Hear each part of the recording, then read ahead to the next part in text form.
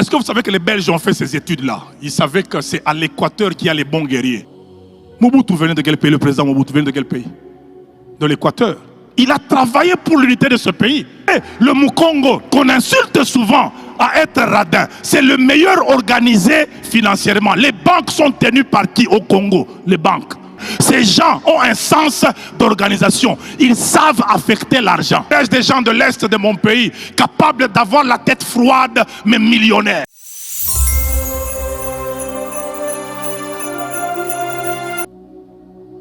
J'aimerais qu'on lise quelque chose dans Job, chapitre 34, verset 4.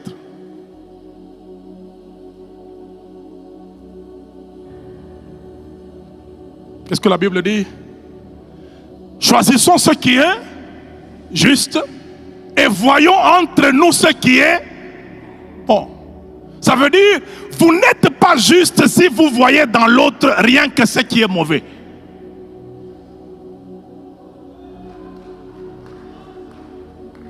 Jésus a apprécié même le serpent.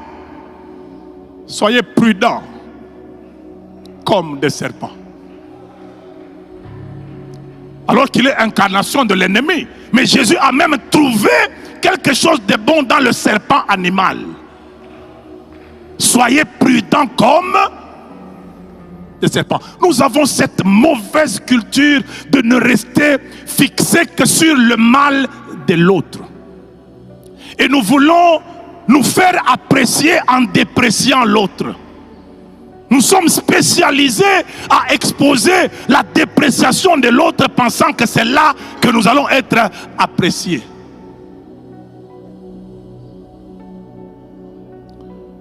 Si je peux ne fût-ce qu'un tout petit peu toucher là, vous pensez qu'il n'y a que du mal dans nos tribus? Pas du tout. Est-ce que vous savez que les Belges ont fait ces études-là? Ils savaient que c'est à l'Équateur qu'il y a les bons guerriers. C'est pour ça qu'à l'accession du pays à l'indépendance, les officiers militaires venaient plus de l'Équateur. L'homme qui a lutté pour l'unité de ce pays venait de quelle tribu? C'est entre nous, historiquement parlant. Mobutu venait de quel pays? Le président Mobutu venait de quel pays? De l'Équateur. Il a travaillé pour l'unité de ce pays. Parce que à l'Équateur, se battre, c'est normal. Quand vous le regardez du mauvais côté, vous allez dire que ce sont des turbulents. Mais quand vous le regardez sur le plan positif, c'est des guerriers et ils ont été utilisés à l'époque des Belges par ce potentiel-là. Nous devons l'indépendance à qui? À quelqu'un d'une tribu qui ne se laisse pas dominer. Vous ne voyez pas qu'il y a un potentiel qui a béni ce peuple. Nous avons eu un premier président qui est d'une tribu, on dit que Bapé Sakambongote, mais c'était un bon gestionnaire qui ramenait même l'argent dans la caisse de l'État. Est-ce que vous ne voyez pas que l'histoire de notre pays a des bons modèles à pouvoir lire et nous passons notre temps à nous insulter? Et regardez le Mukongo, qu'on insulte souvent à être radin, c'est le meilleur organisé financièrement. Les banques sont tenues par qui au Congo? Les banques. Les promoteurs banquiers au Congo, c'est qui? Quand vous trouvez les noms, ça ramène où? Ça ramène dans l'espace Congo. Ça veut dire que c'est des gens qui ont un bon contact financier. Donc si vous les regardez en mal, dans votre haine, vous allez voir des radins. Mais si vous les regardez en bien, vous saurez que ces gens ont un sens d'organisation. Ils savent affecter l'argent. Que dirais-je des gens de l'Est de mon pays, capables d'avoir la tête froide, mais millionnaires? Quand tu es à Butembo, tu peux voir quelqu'un comme s'il n'a rien, alors que le magasin où tu es là, c'est chez lui, tu dors dans son hôtel, mais il parle avec toi calmement comme Mardoché. Mardoché, c'est le père d'Esther, mais qui ne dit à personne que la reine là, c'est ma fille.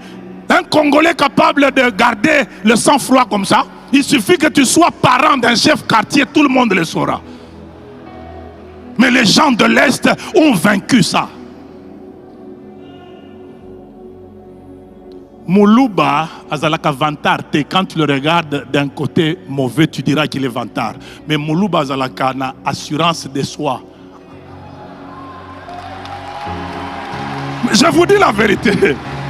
C'est quelqu'un qui croit tellement en lui, il croit tellement en lui. Même s'il n'a rien, il sait qu'il a toute sa valeur. Il faut apprendre à respecter ces gens-là. Regardez des gens comme les Katangais. Les Katangais ne sont pas bellicistes, c'est des gens qui sont comme Naboth. Ils tiennent à leur héritage.